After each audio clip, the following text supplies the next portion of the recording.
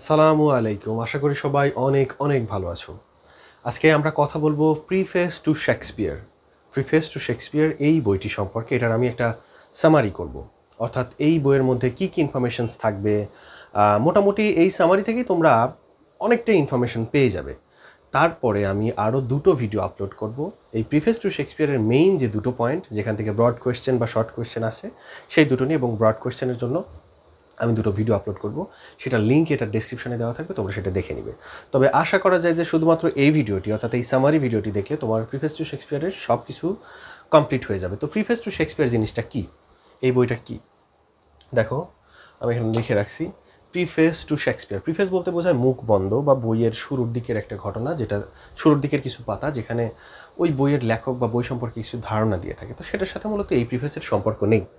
Preface to Shakespeare এটা এই নামে একটা বই লেখা হয়েছে, লিখেছিল হচ্ছে ডক্টর জনসন বা স্যামুয়েল জনসন। স্যামুয়েল জনসনের যদি একটুখানি পরিচয় দিই, উনি হচ্ছে ডিকশনারি তৈরি করেছিলেন, কম্পাইল করেছেন সর্বপ্রথম, এবং শেক্সপিয়ারের খুবই ঘনিষ্ঠ একজন মানুষ।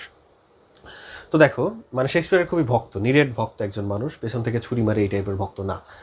তো এই ব্যক্তিটা শেক্সপিয়ার সম্পর্কে বই লিখলেন এবং সেই বইয়ের নাম হচ্ছে প্রিফেস টু শেক্সপিয়ার। এখন এই বইয়ের মধ্যে কী ইনফরমেশনস আছে, কী ইনফরমেশনসগুলো দিয়ে বইটি লিখলেন, তার আগে আমি বলে রাখি আমি হচ্ছে আলী রেজা পলাশ, এবং আমার চ্যানেল তোমরা দেখছো লার্ন উইথ পলাশ। যারা সাবস্ক্রাইব করোনি সাবস্ক্রাইব করে রাখো, পরবর্তীতে ভালো ভালো আরও অনেক ভিডিও তোমাদের জন্য আমি আপলোড করবো ইনশাল্লাহ। তো দেখো এই বইয়ের মধ্যে উনি কী কী বিষয় নিয়ে লিখলো। তোমাদের কি মনে আছে পোয়েটিক্সের মধ্যে তোমরা পড়েছিলে 3 ড্রামাটিক ইউনিটিস নিয়ে, যে নাটকের মধ্যে 3টে ইউনিটিস থাকতে হবে, unities of time, unities of place, unities of action. তো কিছু ব্যক্তি শেক্সপিয়ারের নামে একটা অভিযোগ করেছেন যে উনি অ্যারিস্টটলের মতো একজন বিখ্যাত লোকের এই প্রাথমিক দিকে যে ড্রামাটিক রুলসগুলো ছিল, ইউনিটিস ছিল, সেটা উনি মানে নাই। শেক্সপিয়ার ড্রামাটিক ইউনিটিসগুলো মানে নাই, ভায়োলেট করেছে। তো সেটাকে উনি ভেবেছে যে ভায়োলেট করেছে, ঠিক আছে, শেক্সপিয়ার হচ্ছে পৃথিবীর একজন সেরা রাইটারদের মধ্যে একজন, ড্রামার মধ্যে ড্রামাটিক ইউনিটিস মানে নাই, তারপরে তো উনি বিখ্যাত। কেন বিখ্যাত হলেন, ভায়োলেন্ট করেছেন কেন, ভায়োলেন্ট করার যুক্তি কী, সেটা নিয়ে উনি বেশ কিছু ইনফরমেশনস দিয়েছেন। উনি 3টা ব্যাপারেই যুক্তি দিয়েছেন যে কেন আসলে ভায়োলেন্ট করা হয়েছে। এই হচ্ছে একটা মেইন পয়েন্টস। দ্বিতীয়টা হচ্ছে শেক্সপিয়ার দেখবে যে নাটকের মধ্যে উনি কি এক ধরনের নাটক লিখেছেন ট্রাজিক কমেডি, বা একটা নাটকের মধ্যে ট্র্যাজেডিও আছে কমেডিও আছে, দুটো মিক্স করে ট্র্যাজেডি লিখেছেন, অর্থাৎ ট্র্যাজেডি এবং কমেডি একসাথে। তবে আমাদের অ্যারিস্টটল ওনার পোয়েটিক্স বইয়ে লিখে দিয়েছিল, পোয়েটিক্সটা কিন্তু একেবারে দিক নির্দেশনা, সারা পৃথিবীর সমস্ত নাটক সিনেমা যা হোক সব কিছুর জন্য একটা দিক নির্দেশনা। এখনও অনেক জায়গাতে এটা ফলো করা হয়। তোমরা ভাবতে পারো যে কই ফলো করা হয়, আসলে হয়। তোমরা জানো বা না জানো, পৃথিবীর সমস্ত মুভি ডিরেক্টর, ড্রামা ডিরেক্টর যারা আছে সবাই এই বইটা প্রথমে পড়ে। এটা না অ্যারিস্টটলের পোয়েটিক্স। যাই হোক, তো প্রিফেস টু শেক্সপিয়ারের আরও একটা পয়েন্ট ছিল যে শেক্সপিয়ার কেন এই যে ট্র্যাজেডি আর কমেডি দুটোকে একত্রিত করে মিলানেন, যেখানে কিনা পোয়েটিক্স বইয়ে অ্যারিস্টটল বলে গেছে যে না, ট্র্যাজেডি ট্র্যাজেডির মতো থাকবে, কমেডি একটা সিলি ফালতু লোকেদের জন্য বানানো হয়। কমেডি আমিও পছন্দ করি, আমরা নাকি ফালতু। যাই হোক, উনি বলছে যে অ্যারিস্টটল বলছে যে কমেডি হচ্ছে সাধারণ ফালতু মানুষের জন্য বানানো হয়, সিলি মানুষের জন্যে, তারা দেখবে হাসবে, মাথা থেকে চলে যাবে। ট্র্যাজেডি হচ্ছে সিরিয়াস চিন্তাভাবনার লোকেদের জন্য বানানো হয়। তো সেই ট্র্যাজেডি থাকলে সেটা শুধু ট্র্যাজেডি হবে, কমেডি থাকলে সেটা শুধু কমেডি হবে। দুটোকে মিলায়ে কোনো নাটক করলে সেটা কোনো দিন নাটক হতে পারে না। কিন্তু শেক্সপিয়ার এরকম অনেক নাটক সাকসেসফুল নাটক আছে যেটা একই সাথে ট্র্যাজেডি এবং কমেডি মেলানো। তো এখন শেক্সপিয়ারের নামে যে এই কমপ্লেইনটাও করা হলো যে উনি কেন এটা মেলালেন, সেটাকে নিয়েও আমাদের এই প্রিফেস টু শেক্সপিয়ারের যে রাইটার স্যামুয়েল জনসন, উনি কিছু কি বলেছেন, আর্গুমেন্ট করেছেন বা যুক্তি দিয়েছেন যে আসলে কেন এটা শেক্সপিয়ার করেছেন, বা ওনার করা উচিত কেন, বা অন্যান্য রাইটারেরও কেন করা উচিত। 2টা পয়েন্ট, একটা হচ্ছে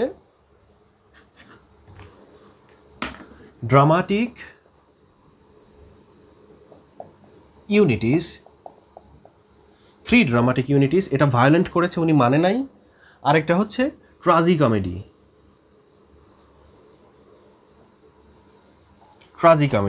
এই হচ্ছে 2টা জিনিস। এটা 1 নাম্বার, এটা 2 নাম্বার। তো দেখো এই দুটো জিনিসই উনি ভায়োলেন্ট করেছেন। কে ভায়োলেন্ট করেছেন? শেক্সপিয়ার। কিন্তু তারপরও শেক্সপিয়ার ইংল্যান্ডের একজন ন্যাশনাল পোয়েট হওয়া কিন্তু কম কথা নয়। কেন এই রুলসগুলো ভায়োলেন্ট করেও, অনেক রুলসই উনি মানে নাই, ভায়োলেন্ট করেছেন, তারপরেও তিনি কেন বিখ্যাত বা কেন সেরা, এটা নিয়েই উনি আর্গুমেন্ট করেছেন। আমাদের এটার রাইটার স্যামুয়েল জনসন বা ডক্টর জনসনও বলে ওনাকে, উনি অনেক জ্ঞানী মানুষ ছিলেন, সেটা নিয়ে উনি এখানে আর্গুমেন্ট করেছেন। এর বাইরে আরও কিছু আর্গুমেন্টস করেছেন, সেটা হচ্ছে যে শেক্সপিয়ারের ভালো দিকগুলো কী ছিল, কেন বিখ্যাত, কেন উনি বিখ্যাত নয়, কোন জিনিসগুলোর জন্য তাকে সমালোচনা করা উচিত, কোন জিনিসগুলো তার কাছে মানে জনগণের কাছে ভালো লাগে নাই, বা কোনটা স্ট্রেংথ কোনটা উইকনেস।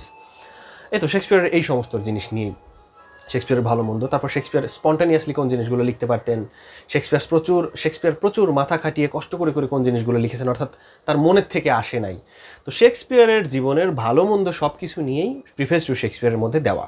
তার মধ্যে তোমাদের শুধু এই দুটো মেইন পয়েন্টই প্রয়োজন, যে ড্রামাটিক ইউনিটিসগুলো কেন ভায়োলেন্ট করেছেন বা কেন যুক্তি দিয়ে দেখাও, আরেকটা হচ্ছে ট্রাজিকমেডি কেন লিখেছেন এবং এটার পক্ষে জনসন কি বলেছেন। ওকে, তো এই হচ্ছে আমাদের প্রিফেস টু শেক্সপিয়ারের। আমি একটা প্রিফেস তোমাদের জন্য দিয়ে দিলাম, অর্থাৎ একটা সামারি করে দিলাম। তো আশা করা গেল যে এটা সম্পর্কে ভয় অলরেডি তোমাদের চলে গেছে, এবং এই 3 ড্রামাটিক ইউনিটিসকে কেন ভায়োলেন্ট করেছেন এটা যে কত কত ইজি আমি তোমাদের কীভাবে বলবো। জাস্ট এই ভিডিওটা ক্লোজ করে নিচে চলে আসো বা ডিসক্রিপশানে দেখো, অথবা আমার চ্যানেলের প্লেলিস্টে গেলে তোমার প্রেফেস টু শেক্সপিয়ারের আলাদা ভিডিওসগুলো পাবে। এটা অসম্ভব ইজি, এটা নিয়ে আমি একটু ডিসকাস করব। এবং ট্রাজিকমেডি এটাও অসম্ভব ইজি, খুবই ইজি একটা বিষয়। আমি জাস্ট ভিডিওগুলো তোমাদের দেখার সুবিধার্থে ছোট করে রাখতে চাচ্ছিলাম, কারণ ছোট ভিডিও দেখলে আসলে ডিস্ট্রাক্ট হয়ে যায় না, মানুষের মনোযোগ থাকে বেশিক্ষণ। তো ভিডিওটা এ পর্যন্তই থাক। অবশ্যই সাবস্ক্রাইব করবে, লাইক দিবে, কমেন্ট করে জানাবে এই ভিডিওগুলো তোমাদের ভালো লাগে কিনা। কমেন্ট আমি তোমাদের কাছ থেকে মানে রিওয়ার্ড হিসেবে মনে করি, যে আমার জন্য এটা একটা পুরস্কার। ভালো থেকো, সুস্থ থেকো, পরের ভিডিওর জন্য ওয়েট করো। আল্লাহ হাফিজ।